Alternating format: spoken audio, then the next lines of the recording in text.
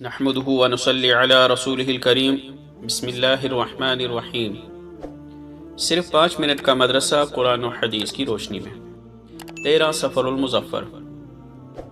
Number 1، اسلامی تاریخ۔ حضرت الیاس علیہ السلام۔ حضرت الیاس علیہ السلام اردن کے ایک علاقے جلعاد میں پیدا ہوئے۔ قرآن پاک میں آپ کا نام الیاس اور الیاسین دونوں طرح سے ذکر کیا گیا ہے۔ اللہ تعالیٰ نے آپ کو اہل شام کی اصلاح کے لیے نبی بنا کر بھیجا تھا۔ آپ کی دعوت کا علاقہ شام کا مشہور شہر بعلبکہ تھا، جو دمشق کے تقریباً 2 کلومیٹر کی دوری پر واقع ہے۔ اس شہر میں بعل نام کا سونے کا ایک بہت بڑا بت تھا۔ وہ لوگ اسے اپنا خدا سمجھتے تھے۔ حضرت الیاس علیہ السلام نے انہیں ایک اللہ تعالیٰ کی عبادت کی طرف بلایا اور ان کے بادشاہ کو بھی توحید کی دعوت دی، لیکن ان لوگوں نے آپ کی لائی ہوئی بات کو قبول نہیں کیا اور آپ کے قتل کے در پہ ہو گئے۔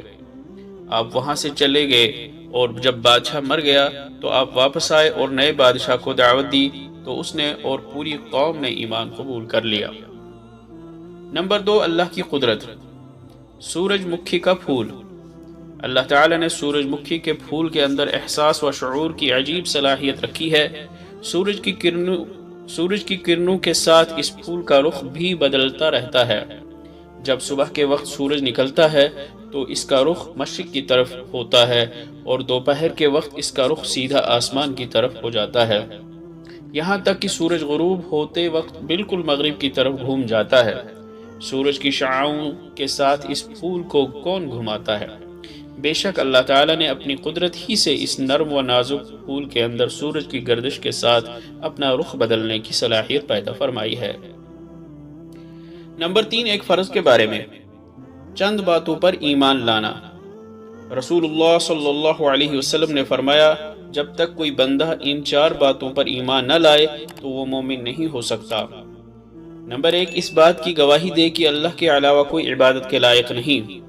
نمبر 2، اس کی بھی گواہی دے دے کہ میں اللہ کا رسول ہوں، اس نے مجھے حق کے ساتھ بھیجا ہے۔ نمبر 3، مرنے اور پھر دوبارہ زندہ ہونے کا یقین رکھے۔ نمبر 4، تقدیر پر ایمان لائے۔ نمبر 4، ایک سنت کے بارے میں دونوں ہاتھوں سے سر کا مسح کرنا۔ حضرت عبداللہ بن زید رضی اللہ عنہما بیان کرتے ہیں کہ رسول اللہ صلی اللہ علیہ وسلم نے دونوں ہاتھوں سے سر کا مسح فرمایا۔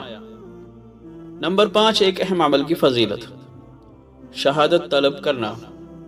رسول اللہ صلی اللہ علیہ وسلم نے فرمایا، جو شخص سچی طلب کے ساتھ اللہ تعالیٰ سے شہادت مانگتا ہے تو اللہ تعالیٰ اسے شہداء کے درجے تک پہنچا دیتا ہے، چاہے وہ اپنے بستر پر ہی مرا ہو۔ نمبر 6، ایک گناہ کے بارے میں کسی اجنبی عورت سے مصافحہ کرنا۔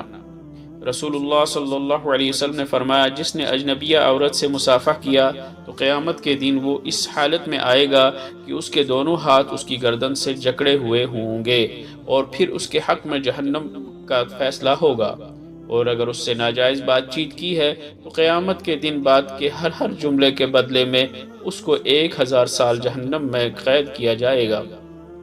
نمبر 7، دنیا کے بارے میں دنیا کی عمارتیں۔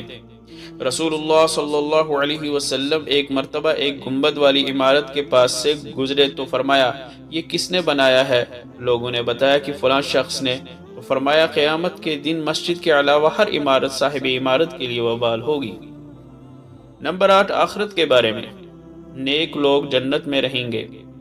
قرآن میں اللہ تعالیٰ فرماتا ہے، جو لوگ نیک بخت ہوں گے وہ ہمیشہ جنت میں رہیں گے جب تک آسمان و زمین باقی رہیں گے۔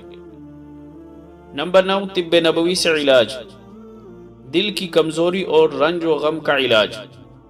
حضرت عائشہ رضی اللہ تعالی عنہ فرماتی ہیں کہ رسول اللہ صلی اللہ علیہ وسلم کے گھر والوں میں سے جب کسی کو بخار آتا تو آپ صلی اللہ علیہ وسلم حریرہ استعمال کرنے کا حکم دیتے اور فرماتے کہ یہ رنجیدہ آدمی کے دل کو قوت بخشتا ہے اور بیمار کے دل سے رنج و غم کو اس طرح دور کرتا ہے جس طرح تم پانی سے اپنے چہرے کے میل کچیل کو دور کرتے ہو۔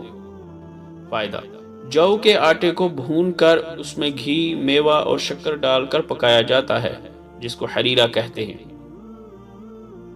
نمبر 10، قرآن کی نصیحت، سچے پکے مسلمان بنو۔ قرآن میں اللہ تعالیٰ فرماتا ہے، اے ایمان والو، اسلام میں پورے داخل ہو جاؤ اور شیطان کے پیچھے مت چلو، یقین جانو وہ تمہارا کھلا ہوا دشمن ہے۔ اللہ تعالیٰ عمل کرنے کی توفیق عطا فرمائے۔ وآخر دعوانا ان الحمد للہ رب العالمین۔